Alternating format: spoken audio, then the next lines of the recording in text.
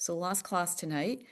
So as we're going to start with a meditation, and the meditation's really like just finding a little bit meditative space to recap on the class we did last week.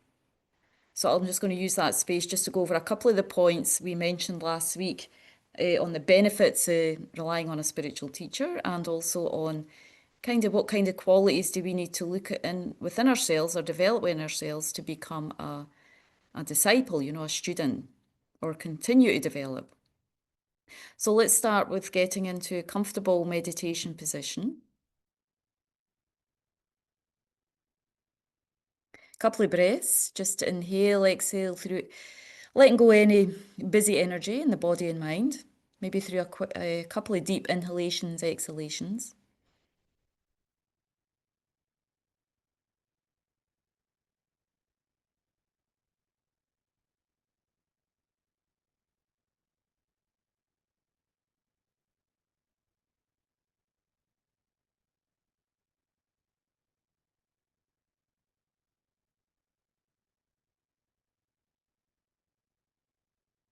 A breath or two, or a minute, just taking a minute, sorry, to just scan through the body with breath and awareness, just to settle more into our posture.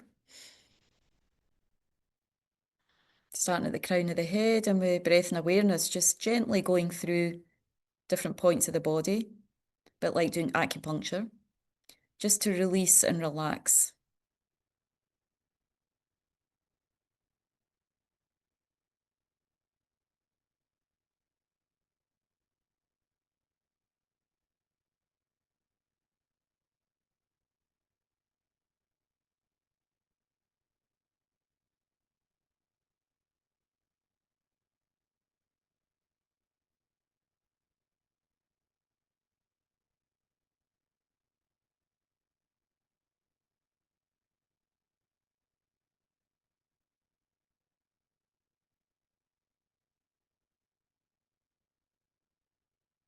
And in that space, taking a moment just to reconnect with your motivation for coming this evening. Allowing that to arise in the mind.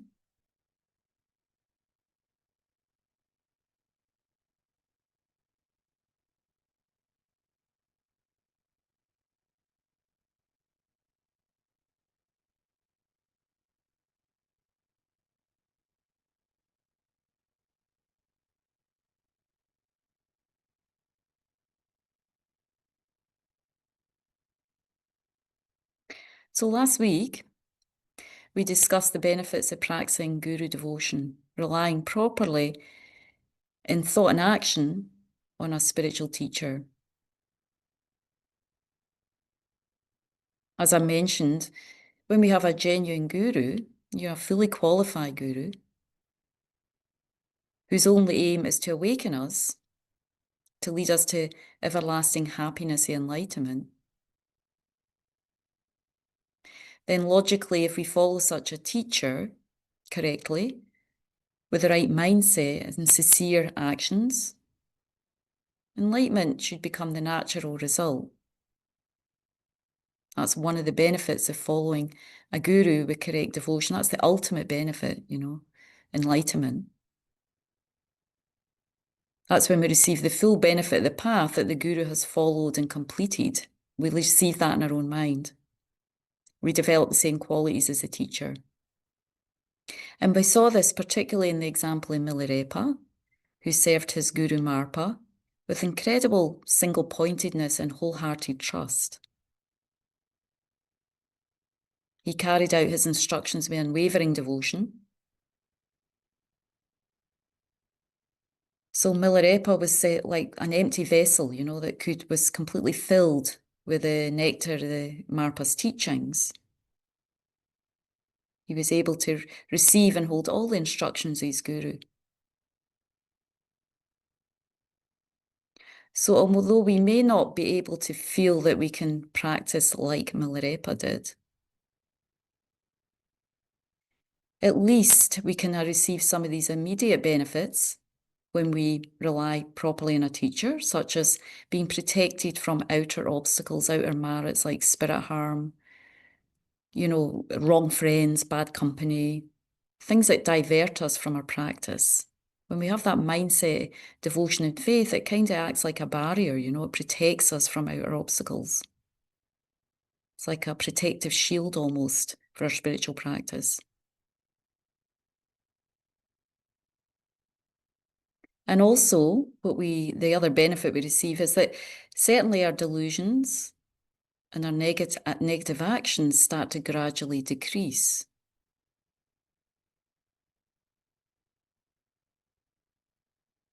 And our positive qualities, understanding, and insight gradually increase, like the waxing moon.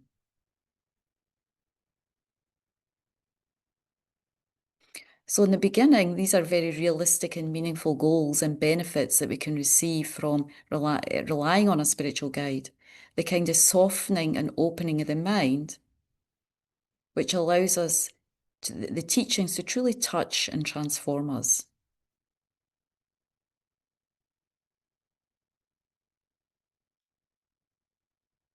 Perhaps we can just take a moment to see if some of these benefits we feel we've already received through our, being in the presence of teachers, receiving the teachings and trying to practice.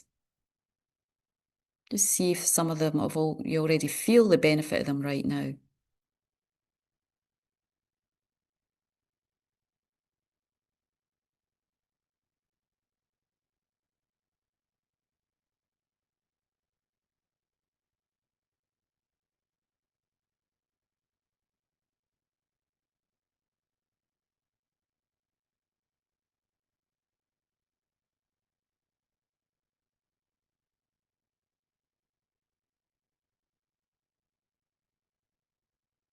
How our minds have slightly shifted, whether we've been practicing a few months, a few years, a few decades.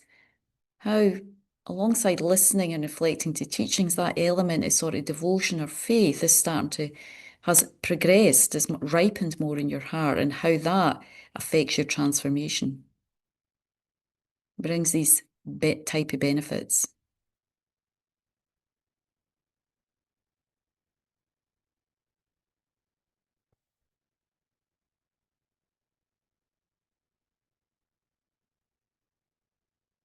So we also discussed the kind of inner conditions that we need to cultivate as disciples or a follower of the teacher, a practitioner. If we want to move from being maybe less of a follower or admirer, as I said last week, a fan or a groupie of the teacher, but more of a true practitioner, disciple, what are the kind of qualities, that we want to develop? Impartiality was the first one. Not being kind of over biased or too stuck in our own views. Of course, it doesn't mean that we shouldn't apply logic, reason, questioning, but not being on the opposite side like an upside down vessel, where we can't take in the teachings because we feel we already know. No, or holding on to our own view. So not being impartial, being open-minded, unbiased. Another quality was having spiritual intelligence based on a good heart. Cultivating a kind of discernment, humility, kindness as we receive the teachings.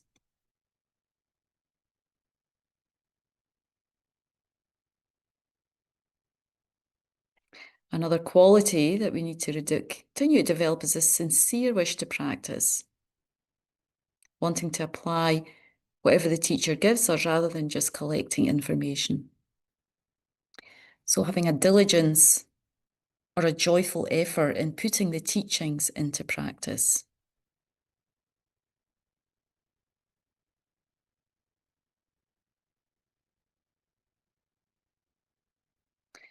And the last one, or the last two that really come together, is respect for the guru and carefully listening to the instructions.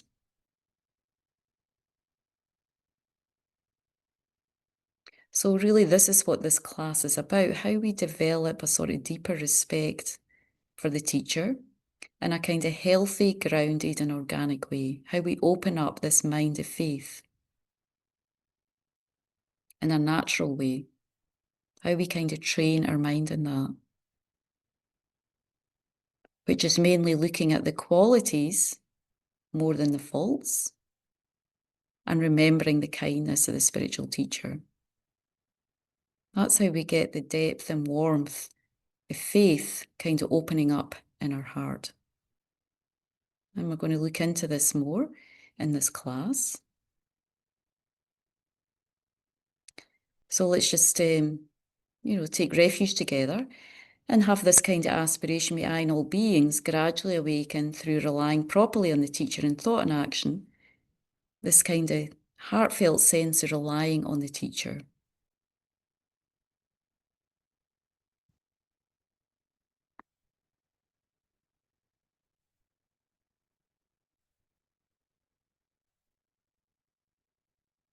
So we'll recite the refuge prayer together.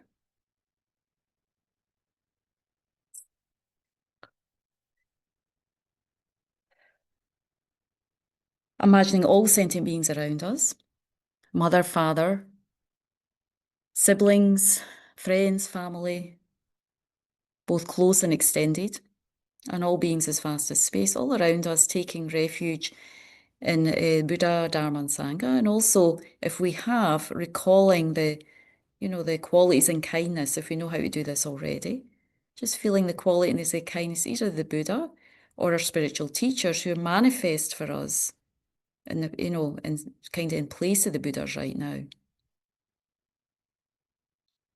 So we all take refuge together to receive the teachings and medicine of the Dharma and to practice together the path all the way up to enlightenment. O Sangye Chodan Sogi Chognamla Janju Bardu Dagni Kyapsu Chi Dagi Chin Sogi Beso Namge Rula Penjir Sangye Drupar Sho Sangye Chodan Sogi Chognamla Janju Bardu Dagni Kyapsu Chi Dagi Chin Sogi Beso Namge Rola Penjir Sangye Drupar. I take refuge until I'm enlightened in the Buddha, the Dharma, and the Supreme Assembly. By my merits of generosity and so forth, may I become a Buddha to benefit transmigratory beings. Just a few mantras, again, to help settle and clarify the mind. Tayara Om Mune Mune Maha Munaye Soha Tayara Om Mune Mune Maha Munaye Soha Tayara Om Mune Mune Maha Munaye Soha Tayara Om Mune Mune Maha Munaye Soha Tayara Om Mune Mune Maha Munaye Soha.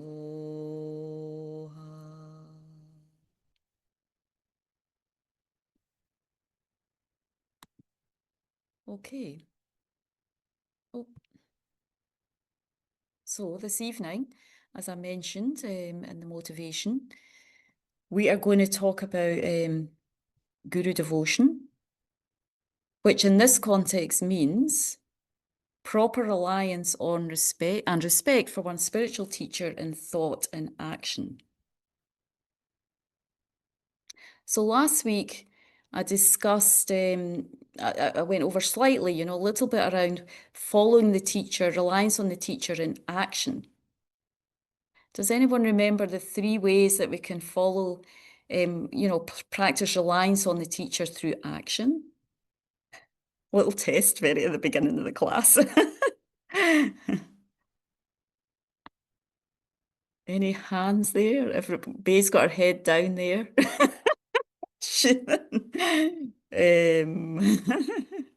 Joe, okay, great. Following the advice, following the instructions that the teacher gives you, the guru gives you. Yes, that's right. So practicing, you know.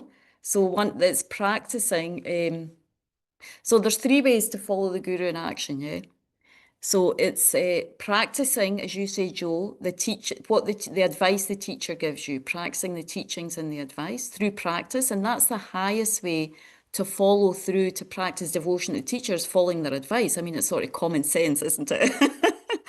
And anything you're learning, you want to follow the advice of the teacher. So that's the big one. So creating, practicing devotion through action is, practicing the teachings, all the way up to enlightenment, doing all the praxis. The second one is, so Bay should know, through service, because I feel like they and everybody who serves, the Dharma, the centres, the social services, especially in the FPMT, we have so many projects, social services, those of us who volunteer at centres, that's following the guru through action. That's an example of that. Practicing guru devotion in your actions, relying on the guru through your actions, serving in a way that the guru would please, the guru would be happy about, fulfilling the wishes of the guru. The third one is offering gifts, offering material gifts. So, of course, many times, when you see a teacher, you want to offer a gift, but you can see this is the kind of least one. It's still very good, but they build on each other. The first one is, of course, we want to do through practicing generosity, offering gifts. I mean, even Lama Zopa Rinpoche, with all these high-level realizations, continually offered gifts to his teachers. So that's a wonderful way to practice devotion through the actions. And then, of course, through serving, through working for the guru. And this is an example here. I wanted to make an example, mention Richard Gere. We all know Richard Gere. We've probably all seen a movie or something with Richard Gere in. So he's a great example of pleasing the holy mind of the virtuous friend, through following the advice of the teacher. He's offered so much incredible service to His Holiness the Dalai Lama over the years. I mean, in support of Tibet, as the head of the international campaign for Tibet. And he's really held that incredibly with great strength, following through, because it's not easy. We know that Tibet's been under the control of the Chinese for like over 60 years, six decades. And he's done incredible works, to try and promote the awareness of the situation that's going on in Tibet. It's not easy jobs, and raising lots of money in that vein, and so much to support His Holiness the Dalai Lama. So for me, he's a wonderful example of that, of following, being devoted to the guru and like fulfilling the wishes of the teacher through action, through fulfilling the projects of the teachers, carrying out projects, holding a lot of responsibility to be able to support the wishes of the teacher. So that's following through action. And as you know, being many people working at a centre is also, it's not easy, we purify a lot of karma by fulfilling the wishes of the guru. It's not all about just sitting on the cushion and meditating. Of course, that's very important. But a big part of showing devotion and developing devotion is going through these kind of trials. Hardships is serving the teacher in different ways, according to what jobs and positions the teacher gives you. So, yeah, I wanted to mention that one. How that's such a great example, something to really rejoice about. So now we're moving to more about following the guru through devoting sort of more mentally by remembering how to relate to the spiritual teacher in thought. So how do we practice guru devotion? By relating to the spiritual teacher in thought and action. So that's the first one I mentioned around action. So the next one is relating to the spiritual teacher in thought by, first of all, remembering the kindness and recalling their kindness. And the second one is by relating to the spiritual teacher as an enlightened being, as a Buddha. So we're going to go through these 2 points separately. how do we develop this mind of faith? It's really about developing this mind of faith in the teacher by remembering their kindness and by also relating to them not as an ordinary being, but more in the aspect of a Buddha.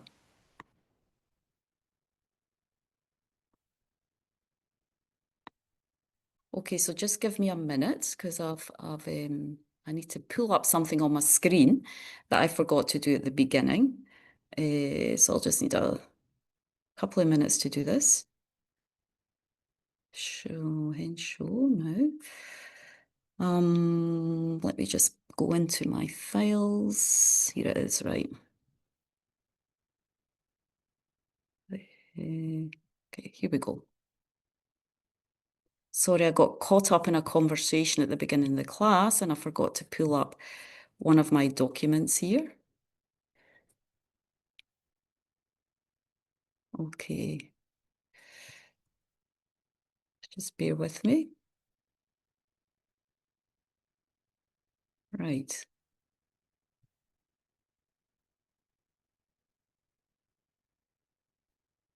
Oh, almost there.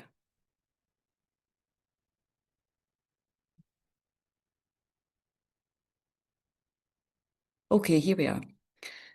Okay, so the first one, remembering their and recalling their kindness. So actually the key word here is remembering or recognizing, paying attention to that. Because often, often when people are kind to us, unless we feel it, we forget, or we might feel it in the moment, but then we forget their kindness. And that's with anyone in life. So here we're talking about meditating on these things and recalling them, bringing to mind the kindness of the teacher, because we may feel it in the moment, but then we kind of shelve it and then we don't necessarily feel it on a continual basis. So this is the meditation, is recalling some of their qualities, how they've been kind to us, to sort of open this warmth and respect and sort of faith and devotion towards the teacher. This is the kind of, it's really when we remember another being's kindness that our heart softens to them. Whether it's a teacher or anyone in our lives. When we're focused on the faults, the mind's kind of hard and closed. But when we focus on the qualities, the mind becomes open, more open towards them, a little bit more soft. So what we want to awaken here is a sort of quite a deep and profound respect, veneration towards the teacher. So we need to put a lot of work in thinking about the kindness of the teacher, how the teacher has been kind to us. And it's a kind of deep appreciation of someone who's been infinitely kind to us. And that's not easy. We don't just come by that by receiving one or two teachings. That's something we need to develop over time with the teacher, but making an effort, even when things are tricky in a relationship with a teacher, to remember the kindness, how they're being kind to us. And so how do we do that?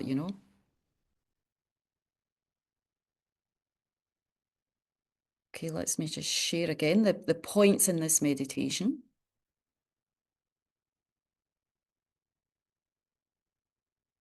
So the first one is, recognizing, recalling the kindness and recognizing and recalling the kindness of the spiritual mentor.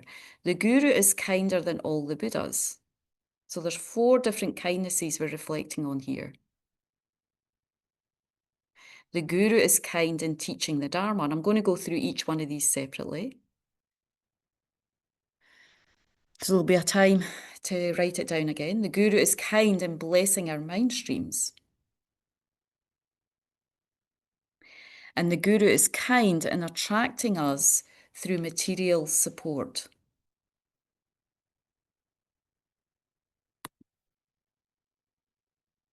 So the first one, in some ways, maybe this is a little bit the more difficult one.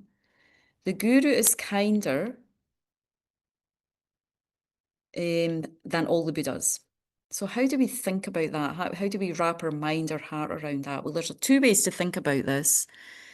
So the first one is, that, first of all, we're in this, what we call a good kalpa. It's an incredible, thousands of years, A kalpa is this incredible amount of time, thousands and thousands of eons, years, and so time is separated in the Buddhist tradition into these sort of kalpas, and it's a period when a certain amount of Buddhas are going to appear in these like eons of time. And we're in what we call a good kalpa right now. And this is a time when 1,000 Buddhas are predicted to appear. So we've already in this good kalpa, and again over thousands of years, 3 Buddhas have already appeared. Shakyamuni Buddha is the 4th Buddha, And even before this kalpa, there's been, we're talking about beginningless mind, beginningless time, so there's been an infinite amount of Buddhas that have come to this world system, appeared on this earth, appeared in different world systems, many world systems, but we haven't had the karma to meet them, or at least even if we met them, we weren't subdued by them, which means we didn't attain enlightenment. We didn't get out of samsara, and we didn't develop all the qualities out of up to enlightenment.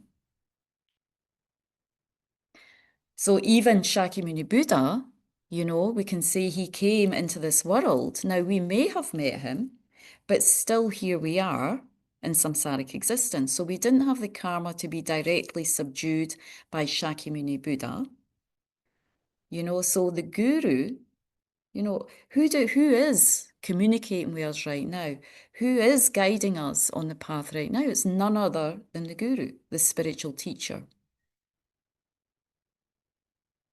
So this is kind of how we think about it, That the one that's kind right now is we don't have the karma. So there's 3 levels of ways, there's 3 types of bodies of the Buddha, a dharmakaya, truth body. Only other Buddhas can see the truth body of Buddha. Only they can communicate on that level. Only Buddhas can communicate with each other on the level of dharmakaya. The next little bit more gross body is called Sambhogakaya, enjoyment body of the Buddhas. And that's a little bit more gross. It's actually a more physical form, like we see in the image of Tara or Chenrezig, that's called an enjoyment body. But again, we see it as in statues. We make statues of these enjoyment bodies, but we don't have the karma. Well, I don't know about you, but I don't have the karma to communicate directly with the enjoyment bodies of the Buddha. Only beings at the level of an Arya Bodhisattva who's had a direct perception of emptiness and who's on the Bodhisattva path, they only have the karma to communicate and receive teachings from that aspect.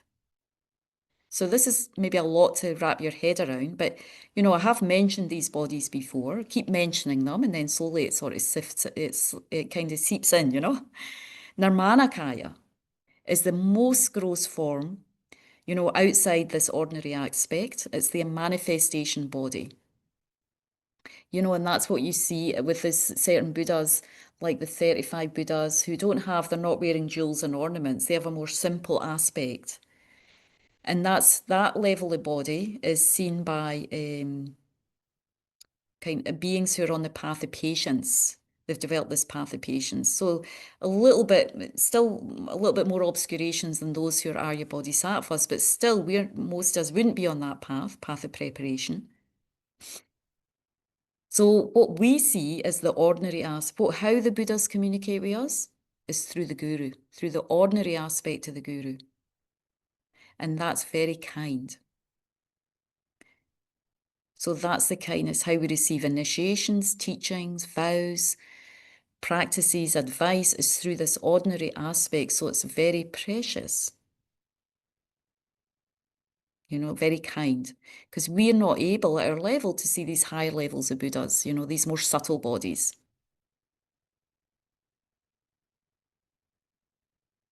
So that's the first one. So trying to remember, well, that's very kind that the guru comes in that aspect. And even we couldn't meet Shakyamuni Buddha, but who is here now is our gurus. They're manifesting for us to give us these vows, initiations, and teachings. It's the only aspect we can see. So it's very kind, very fortunate. So that's the first reflection. on generating this kind of warmth, this deep appreciation and respect to the teacher. The first one is remembering the kindness. Now it is a little bit harder. Second one is the guru's kind in teaching the Dharma. The second kindness of the guru, the spiritual teacher, is teaching the Dharma. And again, it's this using this analogy as being like a patient. As Lama Rinpoche would say, if we think more deeply about, we have been under the control of karma and delusion for many, many lifetimes, a long, long time, since beginningless time. We've been under the control of this. So, we're like the patient who's never quite got better, And the guru is like the doctor and the teaching is the medicine. And it is really, really like that. Liberation's more about getting rid of stuff, getting rid of the sickness, attachment, anger, grasping at true, wrong view self. It's a disease that's kind of afflicting the purity of our consciousness. It's blocked by all that. So the gurus are like kind doctors dispensing the medicine of the Dharma to us. So we try to develop that kind of awareness or feeling in the heart. And again, the longer we take teachings, the longer we, for certain teachers, the lot more we practice, the more we ingest the Dharma, then we start to feel like, wow, my mind's much better. That's so kind of that teacher to teach me. It's so kind of that teacher to give me advice. So kind of that teacher to come here at this time and benefit me, in this aspect. And as I said, this is the main way to guide. The greatest kindness is the teachings. I mean, His Holiness and Lama Zopa Rinpoche, even to the extent of their health, especially Lama Zopa Rinpoche, and definitely His Holiness as well, they travelled extensively far and wide so we could be in their presence while receiving teachings, which is even more powerful, being in their presence, receiving that sort of really direct transmission. And of course, for many years, there wasn't Zoom, so they had to travel, But even the teachers themselves go through a lot of hardship to bring the teachings to us, to transmit correct, clear teachings, not just through their practice, but also but traveling extensively, So we try and remember that and think that's so kind, And that opens her up. The more we feel the kindness of that, then again, we open up to receive the blessing of the teaching, we feel the teachings more deeply. This is the whole practice of devotion, is to feel the teachings more deeply in our heart. Bringing them from the head to the heart. That's the function of devotion. That's what it does. The Guru's kindness, the third one. The Guru's kindness in blessing our mind stream.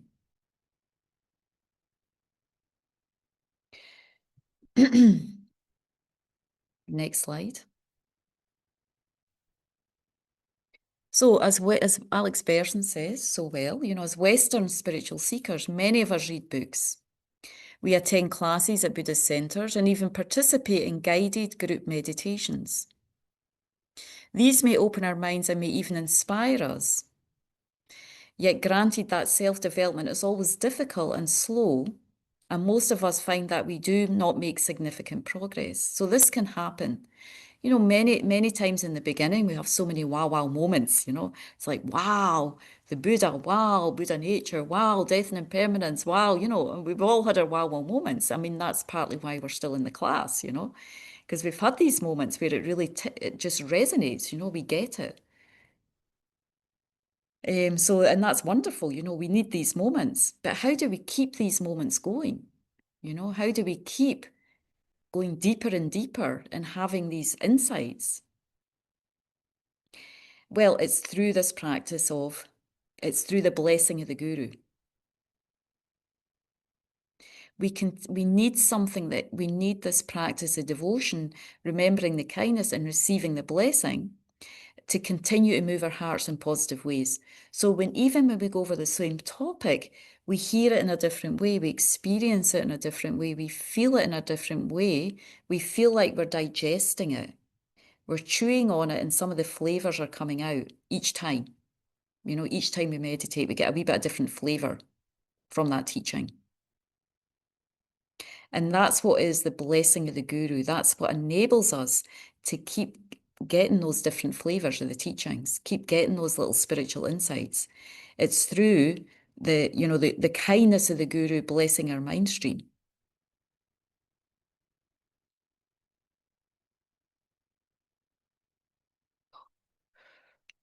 So, again, as Alex Version says, so what does blessing mean? Or according to Sanskrit, inspiration, the blessing inspiration, it comes from the word adhisthana.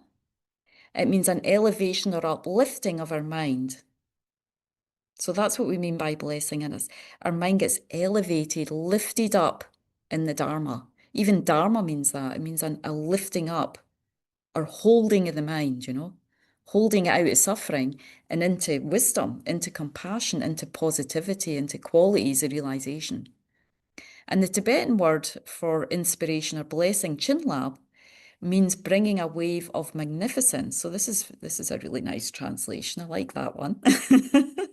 Implying at least some sort of magnificence, bringing a sense of magnificence to the mind, So a special quality, a sort of depth or a richness of the mind that we can't really get. We can't feel in these meditations without the blessing of the guru.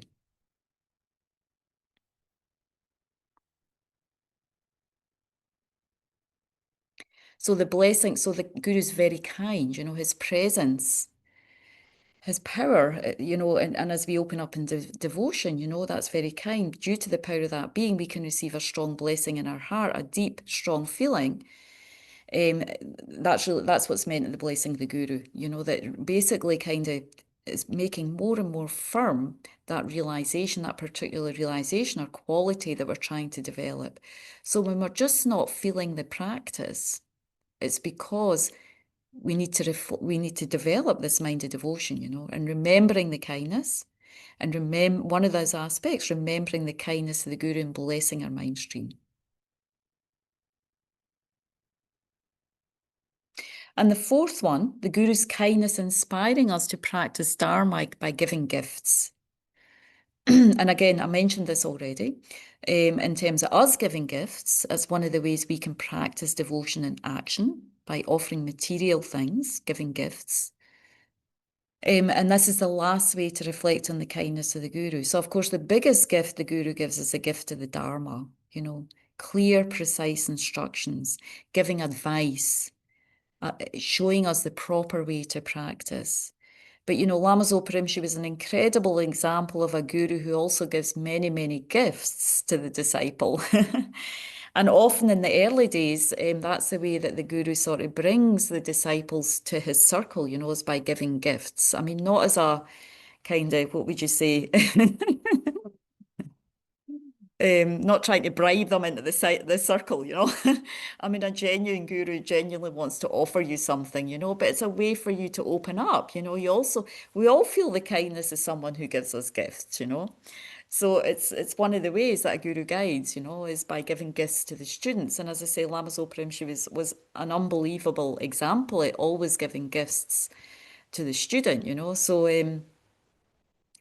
yeah, that's one way that the guru guides, is also, and another reflection we can do is remembering any gifts we got for the teacher, So Lama Zopa Rinpoche used to give out malas and images, and not even just Dharma, like traditional Dharma gifts, like, tankas or pictures of deities. I mean, Rinpoche would do that extensively. But also, Rinpoche would spend, now I had an image here, I think I have it on here. Oh, I don't know what happened to it. I must have lost that. I think I lost the slide. Oh, here it is. Yeah. Here it is. Yeah. Oh, it was in the beginning. Sorry. So here's a picture of Lama Zopa Rinpoche here. Rinpoche would spend like hours shopping for others. He didn't shop for himself, he was always shopping. He never went out and says, well, I think I need a new pair of socks or, I like cuddly toys, so maybe I'll get some for myself. Or it was always to make, shopping for others or shopping to make offerings like Rimshi would go out and shop and buy all these plants and flowers for the garden to make offerings to them, to do an offering practice with them. But yeah, Rimshi would spend long time shopping for gifts. Here's Rimshi shopping and spending a long time choosing out cuddly toys. And as I say, it wasn't just ordinary, Dharma gifts, things that, I directly we would say benefit or practice. Rimshi would shop for clothing for students, scarves and, ornaments. Actually, Rimshi gave my mother, he gave me to give to my mum this really beautiful sweet teapot. And when I gave it to my mum's like, oh, Rimshi knows that she really liked it. So, he would spend a lot of time thinking about what gifts people would like. And mainly it's like for an inspiration for their practice. And also it enables us to be able to think about Rimshi's kindness easily. Because it's easy to think about someone's kindness when they give us a gift. The other three types of kindness take more time to think about. The kindness in giving teachings, the kindness in blessing our mind stream. And the more difficult one, I think, is kinder than all the Buddhas. That's a harder one to wrap our mind around. So the last one is almost like the the kind of easier one. And definitely the guru's kind of giving teaching. So this is so this is these four ways we need to think, but we need to put some effort to think about these different kindnesses, that we receive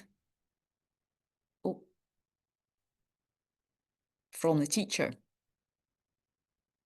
So because they're not easy, Lama Zopa Rinpoche would often have us do this meditation using a mala. And like we do mantras on the mala, or Mani Padme Hum, Mani Padme like this. So I remember Rinpoche gave us this meditation to think about a kindness that you've had for your teacher, either one of these four kindnesses, and there might be other ones you can think of. These are the main four that are mentioned here, but there can be many other kindnesses as we develop a relationship with a teacher.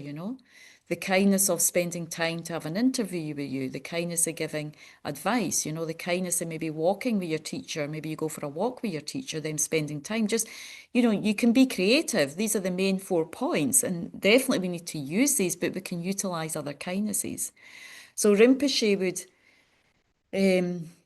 have us sit and think about a kindness that we've received for the teacher and just use the mantra, oh, so precious, think about that kindness and think, oh, the teacher's so precious and so kind. That's so precious and so kind. And actually go round the mala like this and just see how it affects your heart. I mean, of course, we may not feel it initially, but the more we interact, the more we follow the advice, the more we go to the teachings, the more we feel the benefit for the teacher, the more that kind of kindness naturally comes in an organic way. I mean, we can't force ourselves to feel it. So we need to work on it. But these are some of the skillful, easier ways, that we can start to think about the kindness of the teacher, and just use it as a little bit of meditation practice. So kind, so precious, so kind, so precious. And it kind of opens up and warms the heart. Now, you can also do that with somebody difficult in your life, someone you're really challenged by, and try and remember some of the kindnesses. And it can shift your perspective with that being, at least break down some of the walls we've built up with that person, because how difficult they are and how hard they are and how they're a problem and all this stuff that builds up in the mind. You can do that with anyone in your life. But here, particularly, we're doing it with the teacher. And it's very specific, when we're putting effort to develop this mind of devotion. This is how we do it. It's not, nobody's saying devotion comes naturally. For Westerners, we need to put work into this. And this is the guidance we're given, how to think. Certainly with warming the heart, softening the heart, creating that basis of softness of devotion. This is how we think, recognizing and remembering the kindness of the teachers. So this is the first point here in terms of developing respect through thought, is remembering the kindness of the teacher. Any questions with that before we go into the next point? Queries, questions? I was thinking that mala to use is it only to be done when we are for sure that this is the teacher we're gonna follow and consider them as our guru or could be a potential guru? How does that work then? Sorry, who's asking the question? Because I don't Oh, have this is my. sorry, Rishmika is Oh, asking. Rishmika. Okay, good. Yeah, Yeah. I don't have. I can't have my full view up, so I couldn't quite. Yeah, Rishmika. Yeah. No, that's a good question. I mean, you can this is particularly in relation to developing this, this mind of guru devotion, So when you decide, I mean, of course, you can always reflect, and we have different levels of spiritual teachers that I talked about. In the beginning, but maybe we don't want to maybe necessarily recognize someone as our guru. We need to take some time for that. So I mentioned how we can regard someone as like our sort of meditation trainee or assistant, or someone like more like a professor, just kind of showing us the nuts and bolts of the path. So you've got that level of teacher that we talked about. And then you've got the level of teacher who we start to want to take vows from, refuge vows, commitments, the 5 lay vows. We want to take initiations. We want to take transmissions and mantras, that level of teacher. This is what we're talking about more here. When we move into when we feel ready to take commitments like taking refuge, when we feel ready to take commitments of initiations, maybe the lay vows, bodhisattva vows, tantric vows, so we're not asked to rush into these practices. We're not asked to rush into a guru-disciple relationship. So we're just kind of looking over here. What would that look like once I move into taking this level of commitment in my practice? So at the level of seeing someone more like a professor, I'm just testing out this teacher, I'm just seeing how it goes. And maybe I study with them for a year or year and a half, and I feel like, well, this person's really, I really feel this person's moved my mind a lot, benefited my mind a lot. I want to start seeing this person as, more like a mentor, a guru. Then we start practicing this. When you make that decision in your mind, whether it's through taking an initiation or a vow, or just really thinking, I've received a lot for this teacher. Now I want to practice seeing them as my guru, as my higher spiritual friend, more serious, take advice, follow their instructions. Then we need to look, and you mentally decide, as I mentioned last week, you mentally decide that this person's my guru. Then you have to start practicing like this. Does that answer your question? Yeah. Yes, it does. Thank you. Yes. So we're just kind of preparing ourselves, if I really decide to take this level of commitment with someone, either through the process of the vows, initiations, commitments, or even if I don't do that, but after 1 year, 2 year, some period of time of studying with this teacher, I want to move into that level of relationship, take advice, follow advice, make it more serious. I need to start practicing like this. When I label this person as my guru, then this is how I need to practice, because this is going to bring me the best, as Rinpoche says, it's the biggest profit. Because in this practice, we have these 4 ways of how we develop our mind in this path, these 4, like alchemy practice, that Lama Tsongkhapa was given by Manjushri. We need to purify for the mind to develop in all these modules that we're going through, for our mind to develop in meditation, in understanding the guru, in bodhicitta and emptiness and karma, for our minds to get deeper and deeper, moving from the head to the heart, to get these kind of deeper insights and realizations. We need to practice. There needs to be 4 aspects to our practice: purifying, collecting merit, receiving the blessings of the guru, and meditating. So this is what we're talking about here. How do we receive the blessings of the guru? Through our practice of guru devotion, relying on the guru in thought and action. Okay? It's quite a...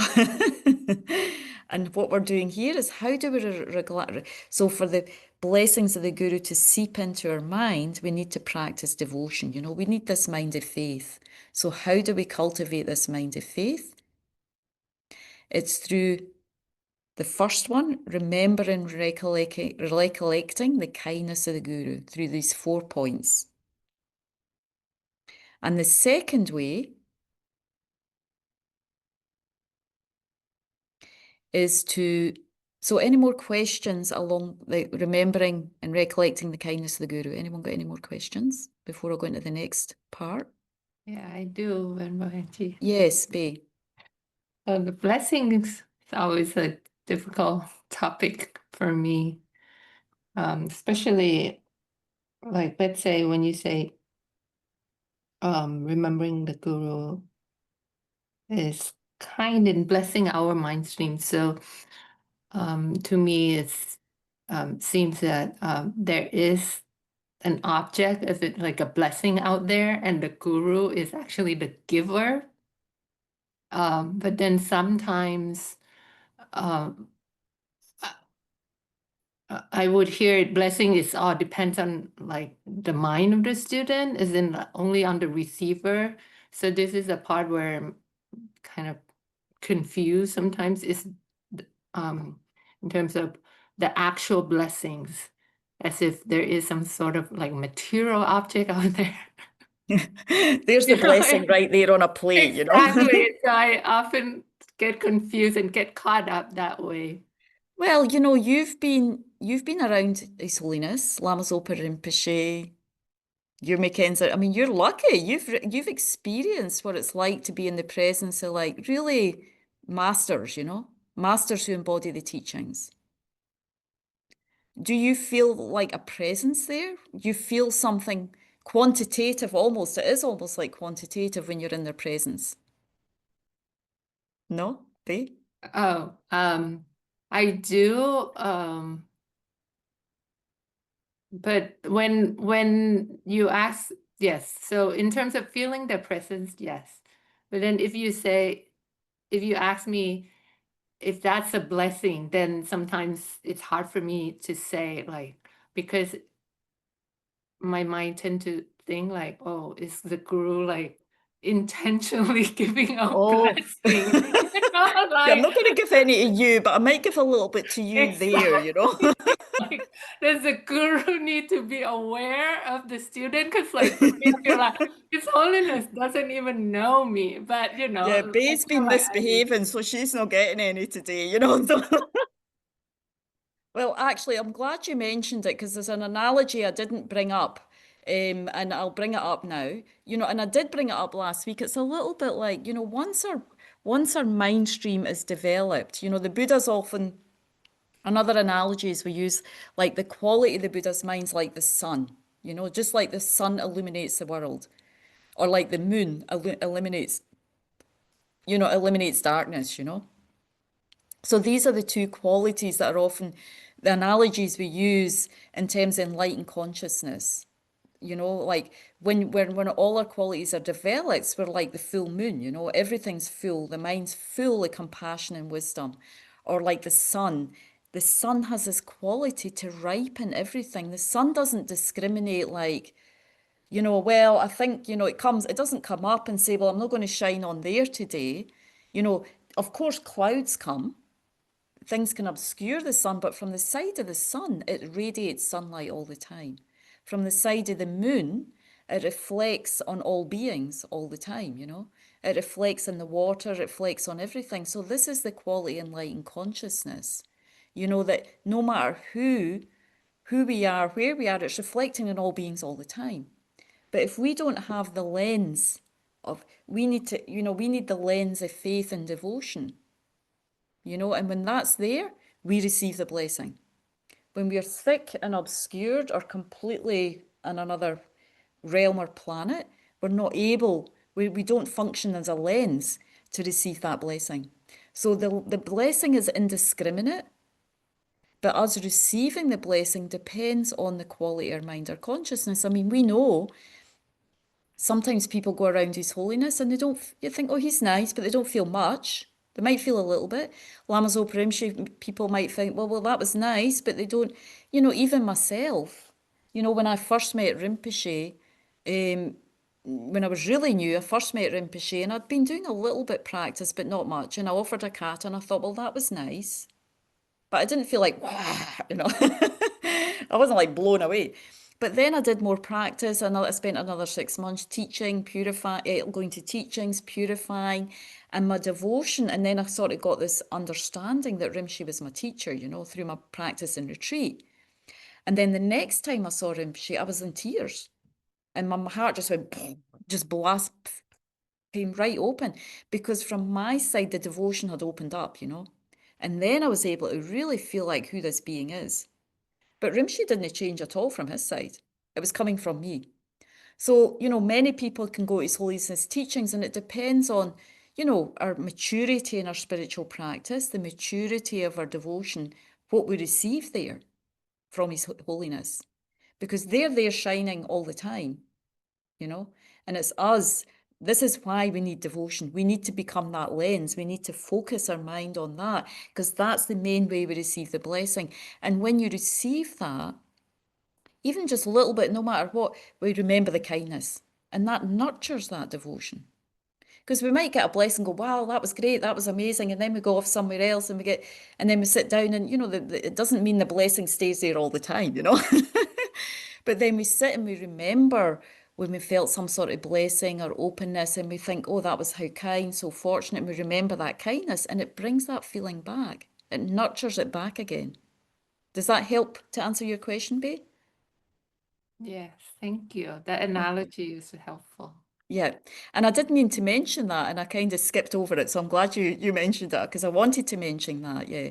So the gurus are always there. There's no discrimination at all. The Buddhas are always there. There's no it's our mind, This is why we need these practices, Any other questions? Good questions. Thank you. I have a question, Yes. Madam. Um, I I don't know where I heard about inner guru, like you need to pay attention to your inner guru. I don't know if you can help me with that. Inner guru. Yes. Well, there's the outer guru, who is our teacher, whoever that is right now, even the guru can be manifesting through Dharma professors, through meditation leaders, whatever, whoever's helping you to develop your mind in the path, you could say right now is the outer guru. And the inner guru is really just like, it's our development, how we develop our wisdom and compassion, how that communicates with us inside. There's an outer and inner secret guru. It's a little bit more involved, but you could say our inner guru right now is our development of the path, what we are developing right now. We're an inner being, yeah. I mean, I think it's Nagpa, it's called Nagpa. Someone who's taken refuge as an inner being, someone who's working on their mind, taking the medicine of the teachings to work on their mind. So the inner guru takes time to develop, but in some way, maybe you could say, that my example, Lama Zopa Rinpoche passing away means that we need to work more with our inner guru right now. We need to rely on that more. We need to Yeah. rely on what we've developed through our practice, the teachings, the advice, everything Rinpoche's given us. And our inner guru's not fully developed, but there's some amount of development there where we need to rely on that. Does that help, Ladan? Yes. Like in our perseverance and maybe our faith in our practice is our Yeah. Right. I mean, we're slowly developing the inner guru, We're slowly developing so we can communicate also with our inner guru. I mean, the outer guru is a reflection of our inner guru, but we're not fully developed in that. But there's parts of it that we can rely on, Yes, thank you. Okay, so where am I on the slides? Okay, so next one. So the next part of this class is how we rely on the teacher. So remembering the kindness to develop respect and devotion. And this next one is by relating to the spiritual teacher as an enlightened being, a Buddha. So remembering the qualities of the teacher by relating to them as an enlightened being or a Buddha. So as Alex Berson says very well, beyond the suggestion to focus with firm conviction and appreciation on the good qualities and kindness that our teachers have, the sutras and tantras also instruct us to regard these qualities and kindnesses as those of a Buddha. So this is quite a big leap. Yee. So how do we do that? How do we start? So of course, we're not going to develop devotion in anyone if we're focused on the faults. This is common sense. I mean, we lose respect for anyone when we focus on their faults. And this is something, it can be easy to do, especially in relationships and partnerships. We're talking about a relationship with a spiritual teacher. Now, we've done this throughout our life, with friends, with family, We have good or not so good relationships with friends and family based on very much how we think, Of course, there's certain actions and certain things that go on in those relationships that make it difficult. But again, the more we focus on someone's faults, the more distant we come from them, the more difficult the relationship is, and also the harder our mind becomes. Now, if we can focus on someone's faults with compassion, with kindness, trying to just hold them there a little bit, at least our mind is a bit easier. Their mind might not be, but our mind's easier if you're trying. But it doesn't mean that we don't see the faults, but we're not focused on them. Yeah, which is hard in close relationships, yeah? We're just not focusing on them, we're aware of them, and we're trying to hold them with compassion, and we're trying to focus more on, there are some kindnesses there are some qualities in that person there. So trying to give our mind a bit of break from focusing on the faults, So here, it's a little bit similar, and especially as we go more and more into the relationship with a teacher, from the outset, we want to try and develop this mind of focusing on the qualities. And it's not just the good qualities, but we're being asked to train the mind to see the guru as the Buddha. So that's a big leap. So yeah, the kindness is one thing, and within the kindness, we're thinking about the qualities, how they can bless our mind stream, how they're so kind in giving gifts, how they're so kind in giving teachings, how their teachings are so great. So there's a part of there where we're already focusing on the qualities and remembering the kindness. So this is another leap of relating to the speech teacher as in the level of actually being a Buddha. So how do we do that?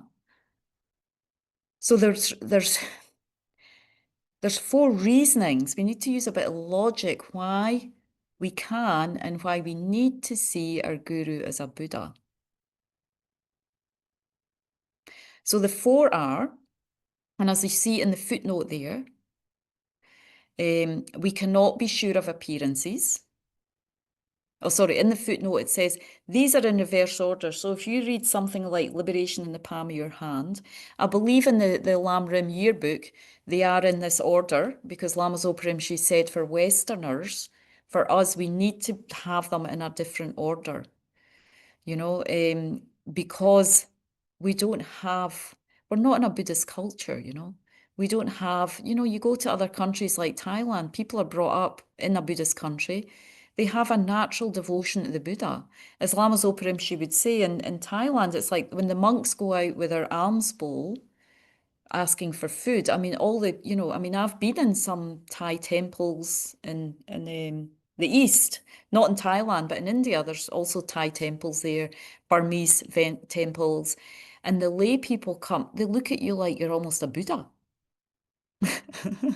They might know this, really the respect and devotion for monastics is beyond, and it's in the culture. It's culturally there. But we don't have that in our culture, and that's just where we are. It's not to beat ourselves up about it, it's just where we are, We're not a Buddhist culture, and we've lost a lot of respect and faith within our own traditions, It's kind of lost or a little bit burnt, in some of our traditions in some Western countries. So it's not there anymore. It may have been there, some centuries ago, but it's not there for most of us anymore.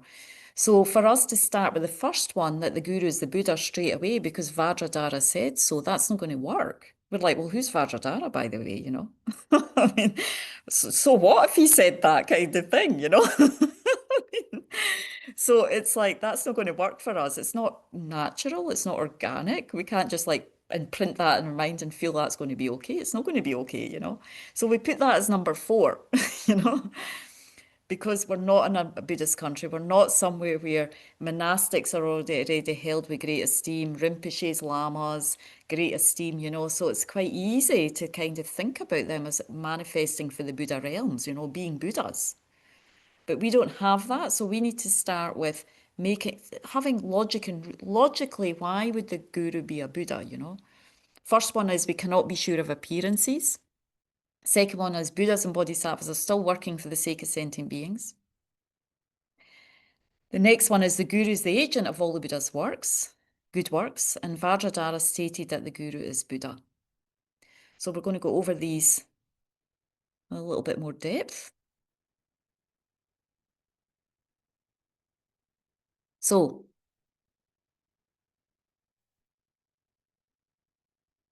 again, we need to rely on logic and reason, yeah, for these to move, for this kind of concept, and eventually this sort of direct realization of the Guru being the Buddha to sort of land, at least in the level of our head, and slowly into the heart, you know. And actually, you know, out of all the realizations in the Lam Rim, all these different points that we've covered through the classes, and I think the next module is bodhicitta. So actually this module and the next one are the most difficult mindsets to generate, even more difficult than the wisdom realizing emptiness.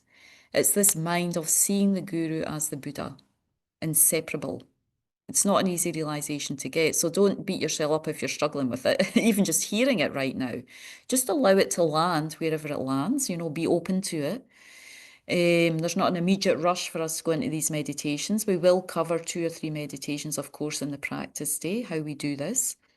But it's just to give you some insight in here to how we start to develop this mind of devotion, you know, based on seeing the Guru as the Buddha. So this one alongside, when we get to the bodhicitta module, alongside seeing all sentient beings as our mother or father, or kind of close sibling, someone that we've been very directly related to in the past, you know, that's a very difficult realization to get as well.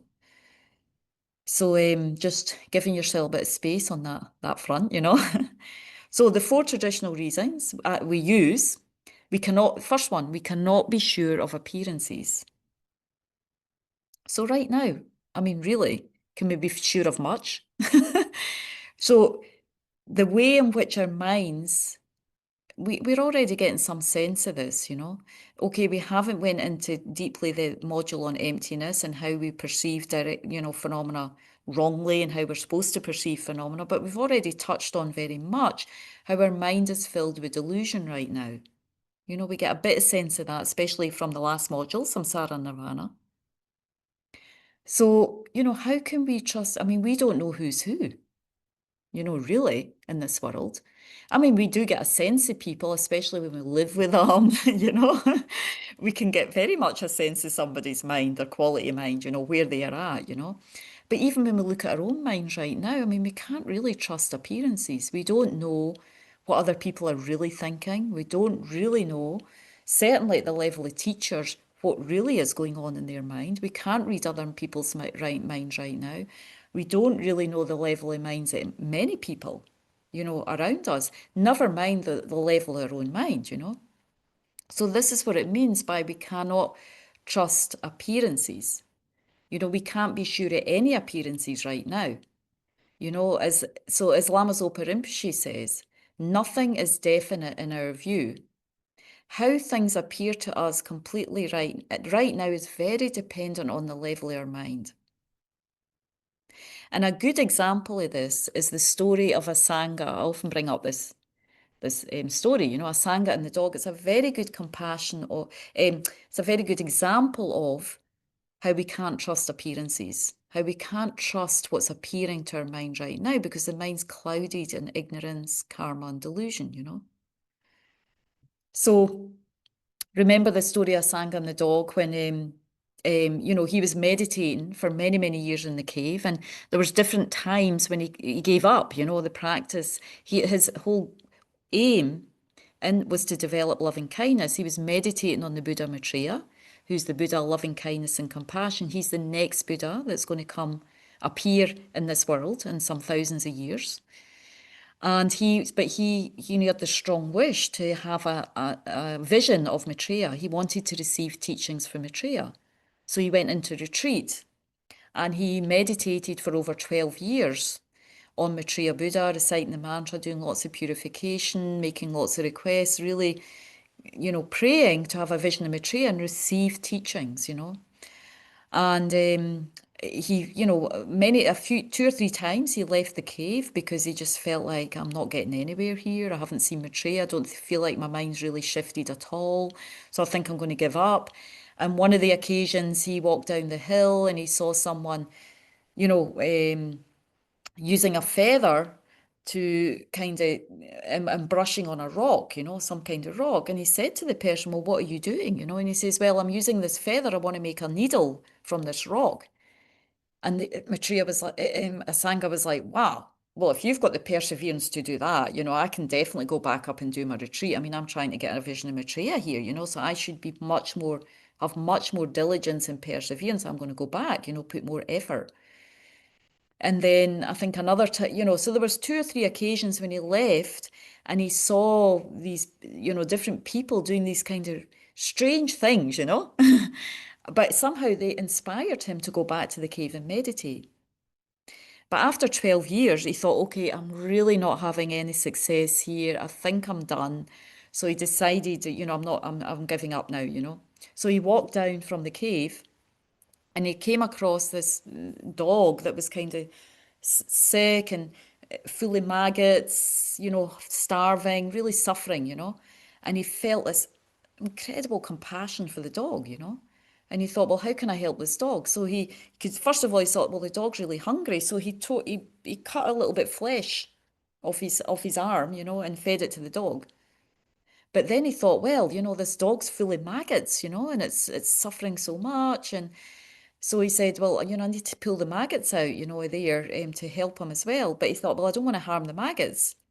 So he started to move towards the dog and he took his tongue out and he thought, I might hurt them with my fingers, so I'm going to pull them out with my tongue, And as he did that and he stuck his tongue out and then he couldn't find the maggots. He was like, he had his eyes closed and he was trying to find these maggots. And then all of a sudden, Maitreya Buddha appeared in the space before him. And Asanga was like, well, where have you been? Supposedly his first thought was like, where have you been? And, what Asanga said is, well, you didn't have the karma to see me. But because he had developed this incredible compassion for the dog, who was Maitreya, he purified his mind, and then the karma came to see the appearance of Maitreya. And, the story goes on, but the key point is here, his mind was clouded, so he didn't have the perception, the ability to see Maitreya Buddha in that light, So what we say here is, the Buddha doesn't appear as a dog for us. We have gurus appear as humans and they can communicate with us. So first of all, that's very kind.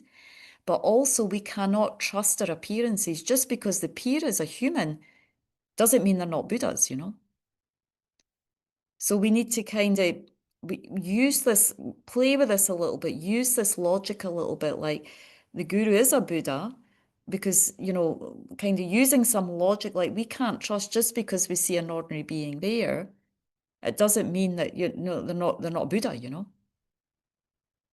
So a little bit coming for that. But again, this takes some time. We need to really work with this and play with this and use a little bit more of our experiences and our own experiences in our mind to come to some conclusion that the guru must be a Buddha. So this is the one point we use. So the next point is Buddhas and Bodhisattvas are still working for the sake of sentient beings.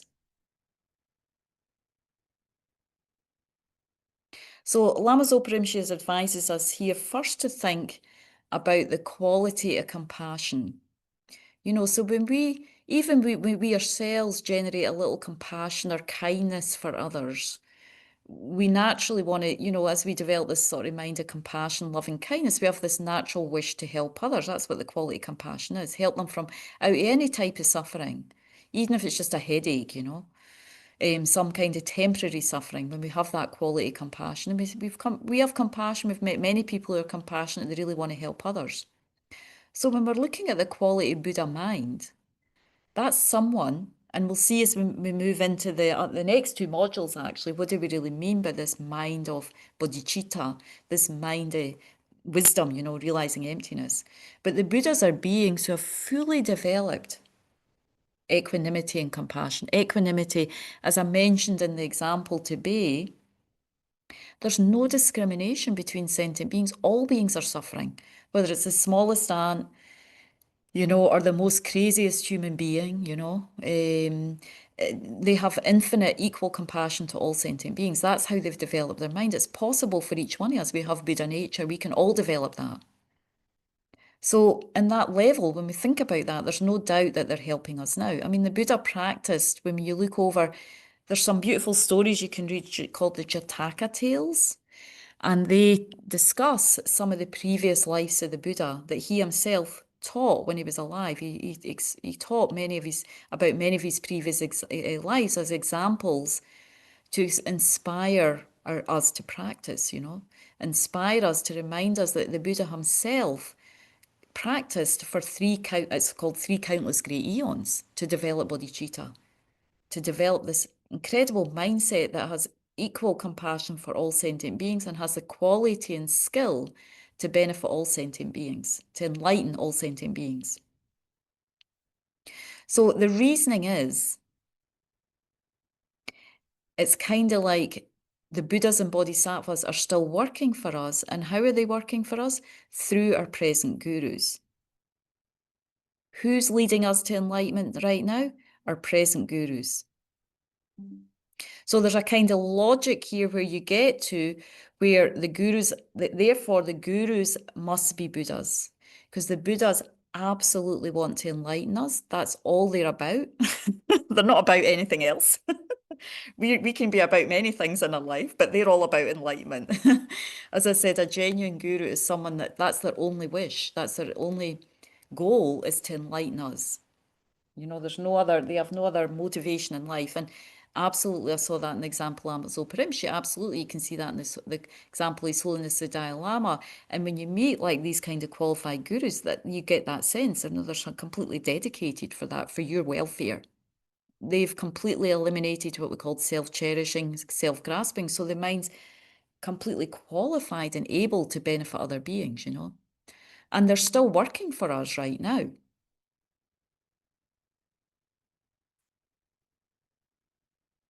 So as Lama Zopa Rinpoche says here, and as we practice and we open our mind in faith, this is what we start to feel.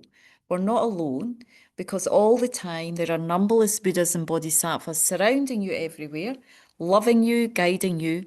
That's what they do. That's their job, you know.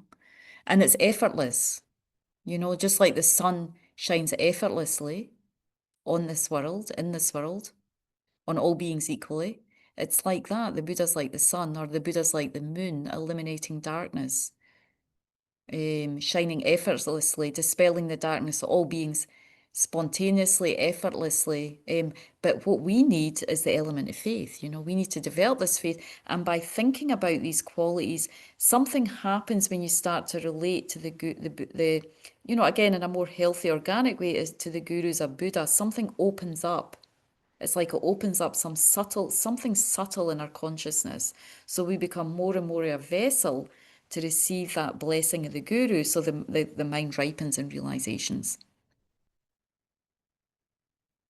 And this is the analogy here as well, Bay. This is where I had the analogy, actually.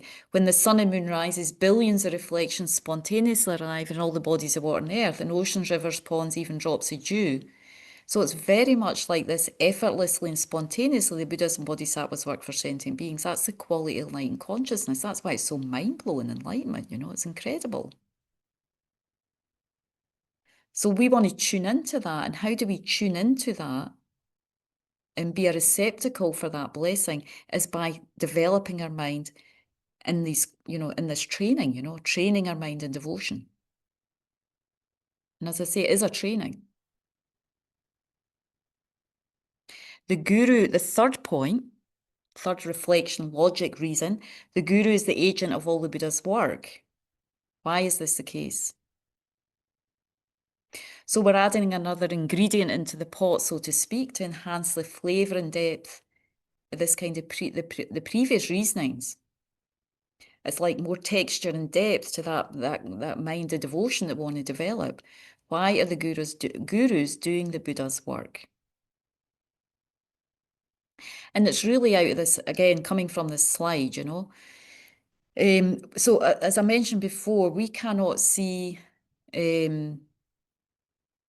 we cannot communicate right now with these three levels of Buddha body, Dharmakaya, truth body of the Buddha. Only other Buddhas can see that. Sambhogakaya, enjoyment body. Only Arya bodhisattvas, beings who have a direct perception of emptiness, can see that. And the Nirmanakaya, which is the manifestation, there's a subtle and a gross one, but the subtle one we cannot see. We almost say like the Nirmanakaya manifestation is what the guru is, the grosser version of a manifestation of the Buddhas. That's the one, the ordinary aspect, that's the one that we can see.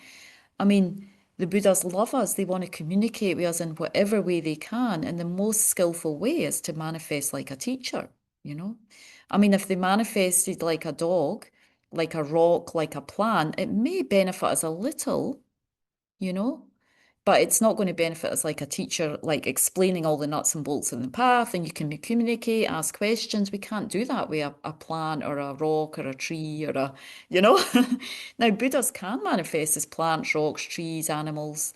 They'll manifest whatever's beneficial. But the most beneficial way for us as humans, for them to manifest, is as a human. So that's how the Buddha, that's how they're an agent of the Buddha. They're doing the good works of all the Buddhas because we can't see these other subtle levels of body. Is that making sense? Going in? Some nods? Any questions? Comments? Yes, Stan. I wonder if you can define or speak more about Vajrahara. What does that term actually mean? Vajradhara, yes. Vajradhara is kind of like the Vajra means indestructible, diamond-like. I think Dara means probably more like being, deity. I can't remember the exact translation of Dara. But basically it's like the Tantric Buddha. So we have Shakyamuni Buddha, who is all the Buddhas, all the deities are enlightened, yeah. But Vajradhara is really like this primordial, pure mind that's fully developed, and it's more. That name's utilized more in the tantras, So we would say that the sort of most primordial, subtle, pure mind of the Buddha arises in the aspect of Vajradhara, and also some of them taught the tantras, So Vajradhara is kind of the kind of embodiment, enlightenment, the purest primordial level of consciousness that's spoken about more in the tantras, and that mind that's fully developed in that state. The unification of the complete unification of what we call the clear light illusory body.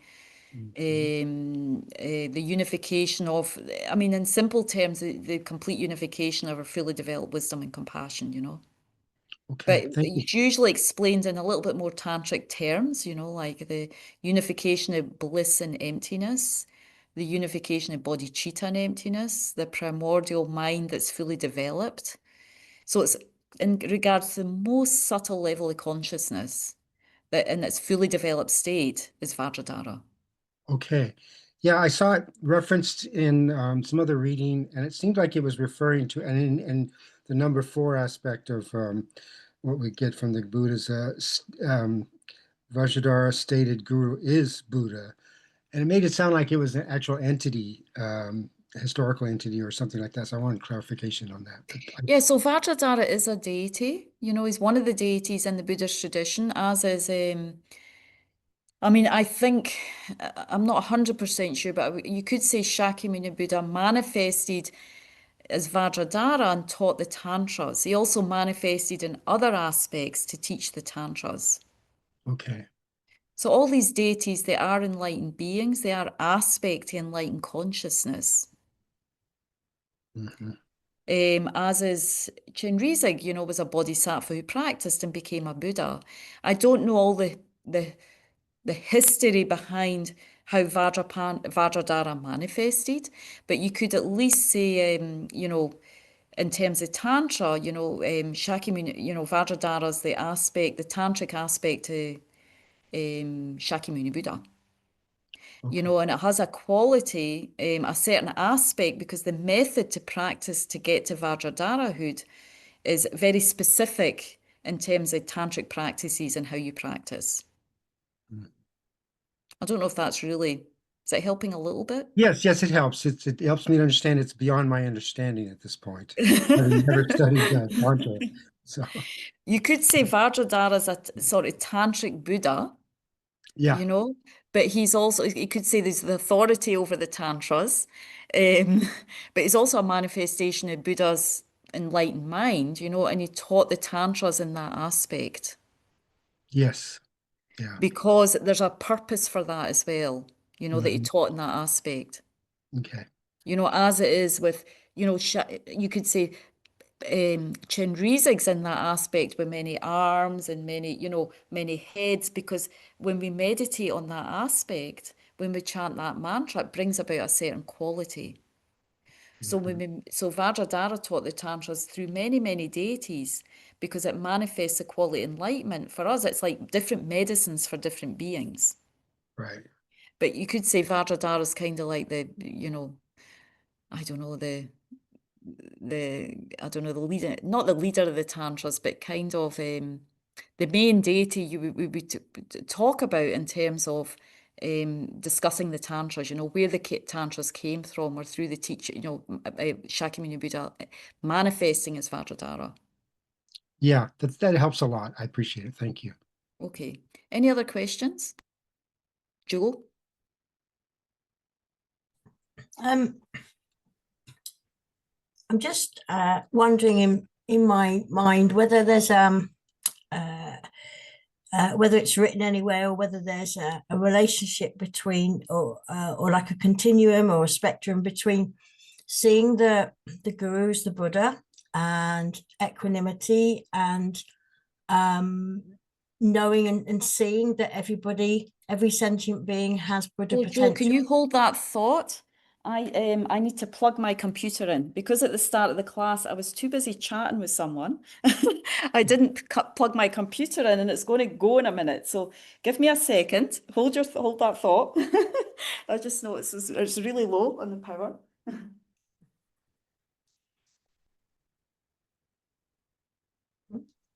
Buddhas need charging.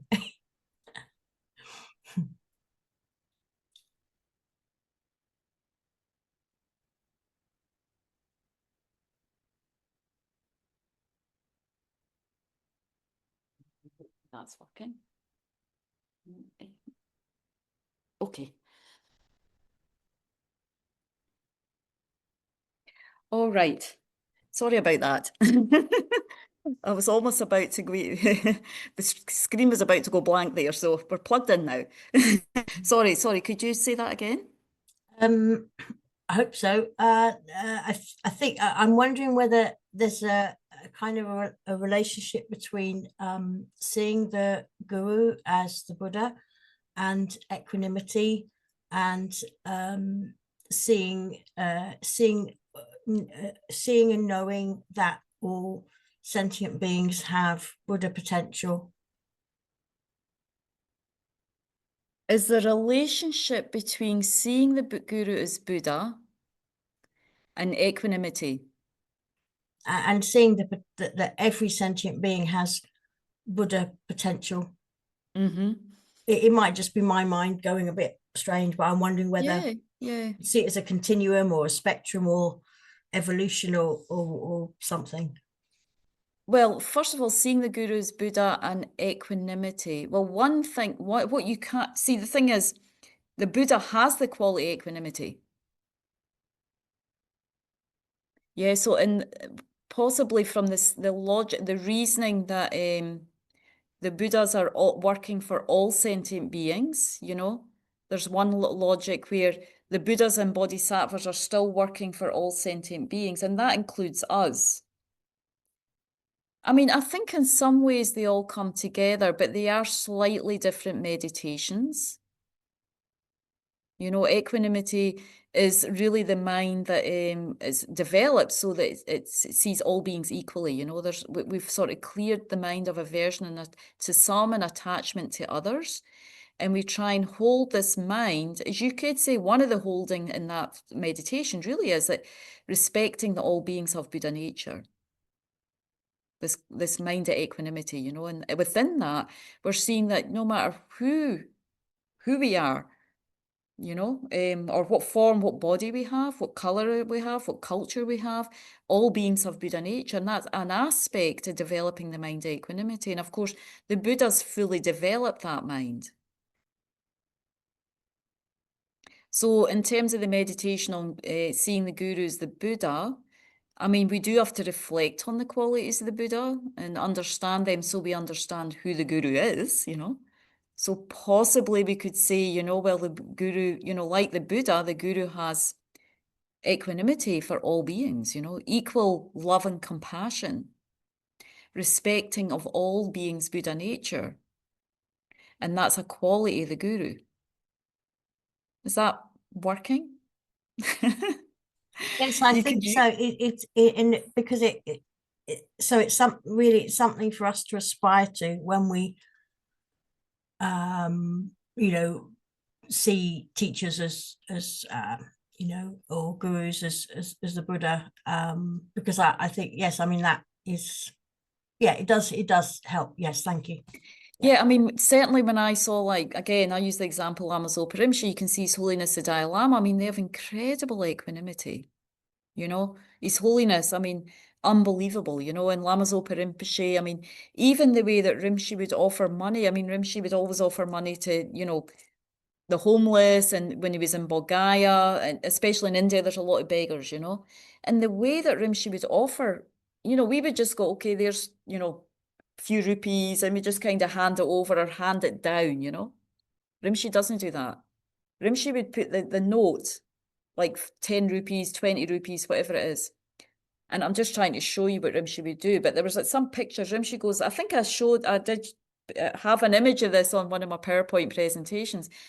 The way Rinpoche would offer money to the beggars, he would go like this and bend down and like very kind of gently and respectfully offer the money, not just like, there you go, I'm sort of doing you a favor.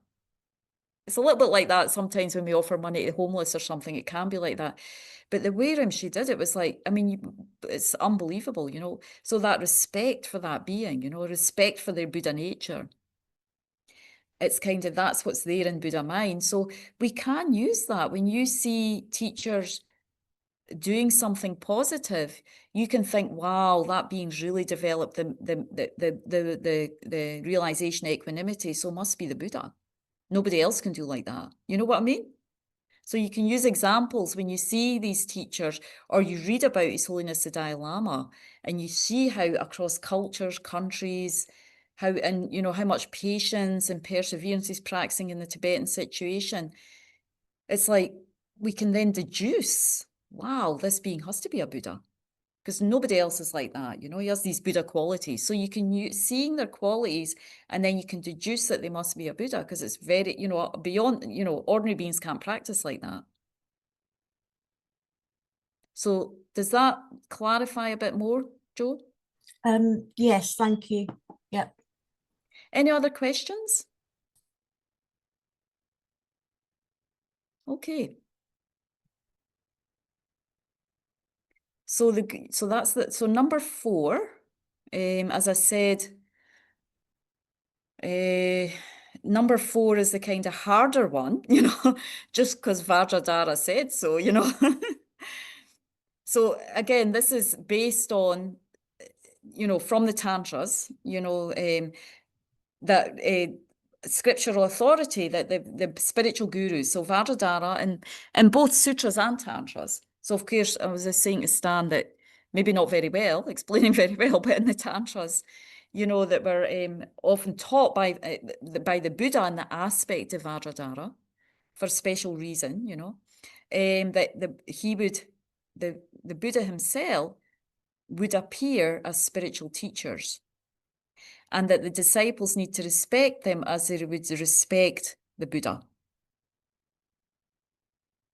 So again, for those who have already merit, strong conviction and faith, just by hearing this first reason, they're like, okay, my teacher's a Buddha, and it goes quite deeply very quickly, They get that kind of sense of devotion and respect quite quickly. But for others, we need to put more ingredients in there, we need more logic and reasoning to ignite our faith. And we need to really contemplate these kindnesses and these logic and reasonings to convince our mind almost, to feel in our hearts that, wow, they are really the Buddhas manifesting for us. How fortunate am I, And in the beginning, we may just feel like, okay, one of these reasons, one of these logics, whether it's the kindness or the qualities, I can feel that right now. So we focus on that for a while,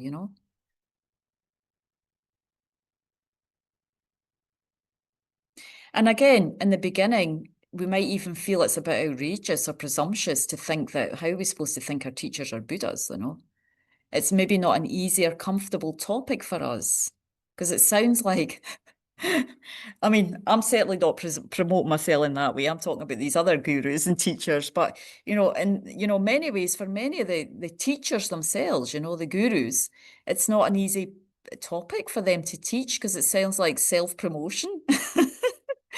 And, we have had a lot of these in the past, a lot of teachers promoting themselves, who don't have qualities, and they're propounding all these qualities that they have. So it can look a bit dodgy, if the teachers start saying, well, you need to see me as a Buddha and respect me like this. And so it's not an easy topic to teach, but I feel like, Lama Zopa Rinpoche, out of many teachers, was one who taught this very extensively, this topic, especially for us Westerners, because we do need it as a foundation for realization. We need it, again, these 4 ingredients: purifying, collecting merit, receiving the blessings of the Buddha deity, and meditating. So without these 4, we're not going to be able to progress, So for us, many as old students, Rinpoche, and he also used so much logic and reason, so many examples for us to try and fit this somehow in a healthy, organic way in our mind, this understanding of why we need to meditate on the Gurus, the Buddha, and how we meditate on the Gurus, the Buddha, and how important it is to develop this mind of faith, devotion, conviction, however we want to call it, in the teachings. It's so important for that to come in, as Alex Berson's saying, it's this kind of sense of inspiration. It's, when we receive the blessings, there's a kind of magnificence and opening that's happening that we can't really get that without the blessings, Otherwise, the teachings can stay at sort of dry intellectual level. We'll have some insights in the beginning for sure, and that's good. But there's always points in our practice. I mean, there was one lady at the weekend, and she's been doing a lot of extensive study, and she was saying that she's feeling a bit stuck. And it's like she understands, she needs to do some practice, she needs to engage in more sort of practice in terms of guru yoga. So guru yoga, I didn't really have enough time to go into the guru yoga practice, but that's very much like Tara practice is a guru yoga practice, if you know how to do it that way. Medicine Buddha is a guru yoga practice if you use some of these ingredients here on looking at Tara as your guru, looking at Medicine Buddha as your guru, especially once you take initiation. If you take a Tara initiation, that person becomes your guru. So what do you do in that practice? You try and get a sense of Tara and the Guru being inseparable. There's no difference between Tara and the Guru. And how do you, and you cultivate that more, yes, by doing the practice, but by using these logics and reasonings, remembering the kindness of the Guru and remembering, you know, and then relying on them in thought, you know, thinking about, you know, these 4 reasonings that we mentioned before, you know. So so we need, it's a very key element in the development of the Lam Rim and the development, especially when it gets to the level of Tantra, is, you know, slowly nurturing this mind of devotion. And we can't rush it. You really can't mashed potato it, you know, or, you know, instant mashed potato it. You really can't, you know. It really is a slow, gradual, organic development of developing faith, devotion, a genuine respect, a general sense of the feeling of the kindness of Guru. We need to keep nurturing it, but it just comes over time. Because there will be times when you're, you know, if you start to move into a Guru-disciple relationship and you get some tough stuff, you know, and that's the time you need to apply these kind of meditations, remembering the kindness, remembering that they care about you, remembering they have your best interests at heart, you know, even though this is difficult, you know, and then nurturing the blessings of the Guru to be able to carry out the works of the Guru, you know, to carry out the advice they gave you.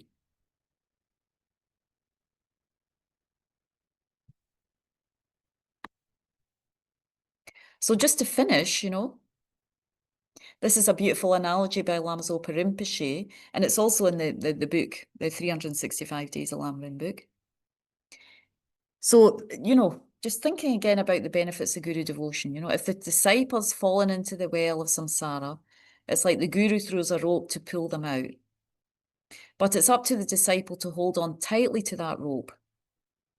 So the more we hold on to that rope is really based on like how much faith and trust, isn't it? We have in that person. Are they going to pull us all the way up, or are they going to let us pull us halfway up and we're going to fall down again, you know?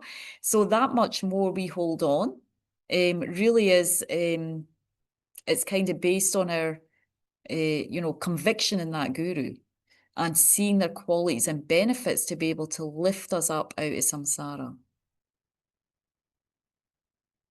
So this is what Rinpoche says. So if we hold on with devotion, with the mind of devotion and trust and faith, again, organic, step by step through the years developing this, then we'll be pulled to the safety and to liberation. Otherwise, now I just, I AI'd this image because I wanted to find an image of some sort of guru figure pulling up, you know, students out of this well. And this is the only image I could get. So you can see one person there's actually not got a head, you know, but I thought, oh, I'm just going to keep it anyway. Because maybe it's a little bit like, we're like headless chickens right now, you know, in a way, in samsara, we're very busy and distracted. We almost like often with meaningless things, you know, and it's not to beat ourselves up, you know, but we can get very busy and distracted with meaningless things. So it's like the Guru's pulling us out of this darkness and chaos and confusion. The Gurus, the Buddhas, the Bodhisattvas, as Rinpoche say, they're always here, they're always guiding us, they're always loving us. And how we connect to that is through our Guru devotion practice, our Guru yoga practice, yoking the blessings of the spiritual teacher as the foundation or the root, you know, the root of the tree. You know, Lama Tsongkhapa's prayer, the foundation of all good qualities. The foundation of all good qualities is a kind and venerable Guru. Correct devotion to him is the root of the path. By clearly seeing this and applying great effort, please bless me to rely upon him with the greatest respect. So this is a beautiful, how many of us have got some familiarity with that prayer? So anyway, it's a really beautiful, maybe for the practice day, I'll just bring it along so you can get a copy of it. So it's a very beautiful prayer, very simple. It goes through, composed by Lama Tsongkhapa, and it goes through all the points of the path. And it really, you know, it's like each verse is a reminder of all the different realizations. We want to try and get some, even if we can't get deep realizations this life, we can get some insights into each of the topics, and they each support each other. But the very first one, as we said, is like the roots, you know, the devotion is like the roots, and that nurtures and really sustains and feeds, and it's very much based on how the roots are. It's how the rest of the tree or the rest of the plant, rest of the bush, rest of the flower, whatever it is we grow, how it's going to turn out, you know. So very much like that, as Lama Zopa Rinpoche said, how much we can develop this kind of devotion and faith is very much how we're going to be able to develop the path. It's direct correlation. And again, this takes time to recognize that. I mean, practicing myself for 30 years, it takes time to recognize that, to really understand that. So right now, we just want to continue getting a good sense of the path and keeping in mind the importance of the teacher in terms of this particular path and this particular tradition. And actually, in any of the Buddhist traditions, the teacher is very important, but we don't always, in some of the traditions, have to train the mind in regarding the teacher as the Buddha, but we always have to have at least a sense of respect and reverence, because that supports our spiritual development. I mean, it doesn't really matter so much to the Buddhas if we respect or revere or venerate them. It's a method that brings about a kind of swifter transformation of the mind in the Lamrim. So it's a method. It's not that the Buddhas, they all need that. We need that. We need that lens of faith and devotion because it brings about a swifter transformation of the mind. Asha? Yeah, Venerable. So the four methods, or no, the four ways to get to the enlightenment, right? The purify, accumulate merit, meditate, and getting the blessings. But until we find the guru, until we know the teacher, we spend some time with them for a year or two, and get that understanding that that's the relationship we want to get with the teacher. Yes. But until then, how do you suggest we practice, or this guru yoga or guru devotion? Do we then do this with Buddha himself, basically? I mean, I think or with the Buddha himself, yes, you can do that right now for sure, In any of your practices, the Buddha, you can, if you're doing the Buddha Shakyamuni practice, you can think you're the Buddha. I mean, you can start to think, well, maybe these teachers are like agents of the Buddha. You can think like that a little bit, but you don't need to, until you kind of settle on, this is definitely my spiritual teacher, You don't have to apply these logics and reasonings right now, But it doesn't mean that you don't recognize the Sangha as supporting you, or the teachers that you have right now as remembering the kindness and having some respect. That you can do that with all your teachers. Mm-hmm. No matter what what you're learning, it's always good to have respect for your teachers, to remember the kindness of what they taught you. So you can always train in that right now, but you're not necessarily like deeply engaging in a commitment with that teacher. So in the meantime, you can just think that the Buddhas are guiding me through these teachers right now, but your faith is maybe focused more on the teacher. And perhaps you can say, I would love to have a if you want to have a teacher-disciple relationship, you can also pray for that. I want to recognize my teacher. I mean, you might have already met your teacher, but you haven't recognized. I mean, I met Rinpoche before I recognized him as my main teacher, I had another teacher before then because I took refuge from one teacher, Lama Lundrup. He gave me refuge vows and lay vows, so he automatically became my teacher, He became a guru, guru figure. But then I met Lama Zopa Rinpoche after, and I didn't have any particular teachings. So, I mean, I was reading books and everything, but he wasn't, I didn't really recognize him as my teacher for some time because I made prayers and everything to recognize who my main teacher would be. So you can do that in your Shakyamuni Buddha practice. You say, well, I respect my teachers right now, you know, who's teaching, you know, DB or meditations, and I remember their kindness. But, you know, I was, you know, right now you're my main teacher, and, you know, maybe you can make some prayers to meet a teacher. You know, generally the kind of that feeling of like a deeper commitment to that with that person sort of comes naturally over time. Yeah, yeah, totally. Yeah. So that's what I was wondering, like until then, basically, while doing the pujas or the meditations that, you know, treat Shakyamuni Buddha as the guru, and then think that, you know, you are getting the blessings Yeah, from you still him. will. You know, if you see that, Shakyamuni Buddha is the guru, I mean, you'll still get blessings, you know, for sure. Yeah. And, you know, Lama Zopa Rinpoche is guiding you through us, you know. Mhm.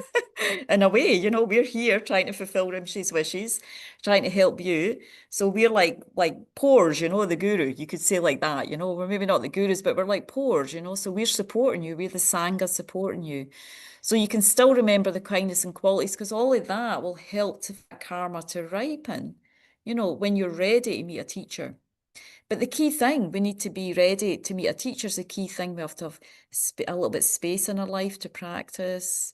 We need to feel like a deeper conviction in the teachings. We need to take refuge. I mean, even then, when we take refuge in that person, you develop that kind of connection with them, you know, guru teacher disciple relationship once you take refuge with someone. So it's good to remember that as well. Mhm. Kate? Thank you for all the teaching today. And given a lot of this conversation has been about our feelings towards the teacher, and that makes a lot of sense to me. And take that all for granted, there's still like rebirth and death. So our teacher might die or be far away, and they still might be like our guru in our mind. Is there a practice, or is it part of the practices to hope for our own rebirth to be near our guru, or to continue receiving teachings from the guru as part of our practice? Because I could imagine in death that would be, I guess, a healthy practice to help us not just get a favorable rebirth, but maybe move us towards Yes. those teachings. No. Very good, Kate. And actually, when you do the 7-limb prayer, you know, do you do the 7-limb prayer as part of your daily practice? You know, reverently I prostrate with my body, speech, and mind. I present clouds of actual and imagined offerings. I guess I should. Well, eventually, because that's in there. So I think that's what you're asking, you know, how can you include that in your practice? So even if you just dedicate for that every day, might always be, but it's in the 7-limb prayer. I think it depends how it's written, but after the rejoicing, please remain until samsara ends. So that basically, when you ask for that part, you're requesting the guru to have a long life, you know. Please remain in that verse, please remain until samsara ends in the 7-limb. You're requesting for the long life of the guru, but and within that, you can also be saying that, you know, I need to meet you every life until my samsara ends. You know, and then please turn the wheel of Dharma is another limb, and that's creating the cause for you to always meet teachers and spiritual teachings. You're requesting the guru to teach, but actually what it creates a cause for you is to always meet teachers and spiritual teachings. So that's why most of the time in our daily practice, we do the 7-limb, because it's very important. I mean, enlightenment's, for most of us, it's quite a long way off. You know, lifetimes to meet the Dharma, to meet these teachings. And ideally, if we want to meet that teacher again, or at least the teacher that's most suited for us at that level where we are in that next rebirth, you know. So it's a very good question. It's very important to pray and dedicate for that on a regular basis every day, you know. And that also Rinpoche has that in part of his extensive dedication practice, you know, to always meet perfectly qualified gurus in all our future lives, and always serve and respect them and fulfill their advices, you know. So that's one prayer that we do in one of the guru yoga practices. That Rinpoche adds for us to do on a daily basis as well. Thank you very much. I appreciate that. Clarifies quite a Yeah, number. good question. Anyone else? We're just about coming to the end, but we could maybe fit one more question in if there's anything. All right. Well, we finished on time. And it was a 2-hour class, so I didn't want to go over. Thank you all for coming a bit earlier tonight. And so we are going to have the practice day, which will involve at least 2, maybe 3 meditations, depending on how much questions we have. But I usually prepare 3 meditations. So we'll be doing that on Sunday, and it's in person or and online, as you know, at Ocean of Compassion. So hope you can make it. And if not, thank you so much for coming to the class. And I'm going to be having a break from teaching the Discovering Buddhism for the next almost 6 months, I think. So I discussed with Bea last night. I think the next one I'm coming in to teach is the last one. So you got me for a big part of the first 6, 7 modules, and you'll get me right at the end again. So I think I'll be teaching the Introduction to Tantra, which will start the beginning of next year, which seems far off, but you know, time goes so fast, doesn't it? I mean, it'll be there in a minute, you know, or everything goes so fast. So yeah, thank you, everybody. And in terms of the assessment, you know, it's always good to do the assessment, even if you don't study much or whatever. I try and encourage you. I'm really happy with those of you who have done it so far. I really rejoice. You know, it just helps you to go over it, even if you don't have to get it all right. You know, it's another way, another opportunity to just reflect again on the topic. You know, I mean, we have to go over these topics all the time, all our life. There's no end to going over the Lam Rim, you know, and deepening our understanding, insights, and realizations. So it's just another opportunity to go over it if you have the time and space, you know. But anyway, as you wish. Was there anything else in the chats? No, that was it. Yeah, I saw 2 signs up. So let's just take a moment to rededicate. I'm just going to pull up a couple of dedication prayers. Again, I didn't open it beforehand, so you'll have to bear with me. A couple of minutes, and we'll do maybe more traditional dedications.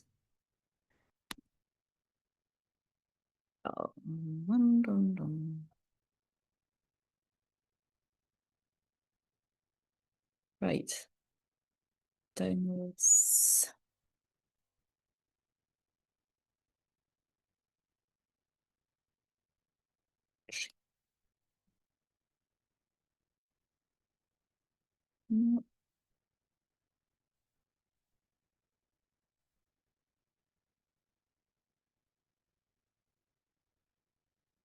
Okay.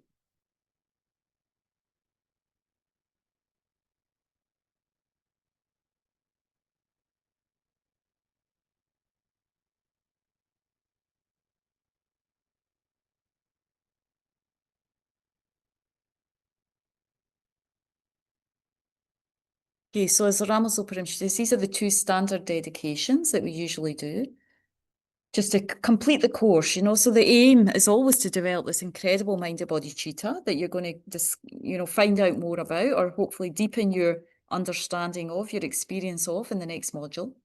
This bodhicitta mind that's continually and effortlessly like the sun and the moon, benefiting sentient beings, manifesting for sentient beings, especially in the form for us, our gurus. You know, that is, our gurus are the embodiment of bodhicitta, the enlightened awakening mind, manifesting in that form to give us the medicine of the Dharma, you know. So we meditate to be able to become like that, to actualize that mind of bodhicitta. And we also pray for His Holiness's long life, and then we seal with this kind of understanding of emptiness, the nature of reality. So we'll do here. Chanju senju rimbo she magi panam yegyurshi yeba nyamba meba yi gone gondu pelvar shog. May the precious supreme bodhicitta not yet born arise. May that arisen not decline but increase more and more. for His Holiness's long life, incomparable, kind, and supreme Tenzin Gyatso, the wish-granting, wish-fulfilling jewel, source of every single benefit and happiness in this world, may you have a long life and all your holy wishes be spontaneously fulfilled. And we also want to dedicate for Lama Zopa Rinpoche's incarnation, for everything to be auspicious for Rinpoche's incarnation to be found and recognised, and to continue to develop, continue to study, reflect and meditate as in the previous life, and become a great holy being again in this life, benefiting many, many sentient beings. And then we seal all the positive energy, not just of this class, but the previous classes, the previous modules, sealing it in emptiness. It's like when we seal, then it doesn't get lost. We plant all these positive seeds and then they don't get lost through heresy or anger, which can happen. We can lose, our merits can degenerate. So when we seal with some kind of understanding of the nature of reality, emptiness, then they allow us, they stay there and don't get lost. They stay in our mental continuum and ripen towards enlightenment. Due to all the past, present, and future merits collected by me, and all the merits of 3 times collected by numberless Buddhas and numberless sentient beings, which are completely empty of existing from their own side, may I, who am completely empty existing from my own side, achieve the state of full enlightenment, which is completely empty of existing from its own side, and lead all sentient beings who are completely empty of existing from their own side to that state which is completely empty of existing from its own side by myself alone, who am completely empty of existing from my own side. So whatever understanding we have of emptiness, we just dedicate that, all the merits towards realising emptiness and bodhicitta for ourselves and all sentient beings.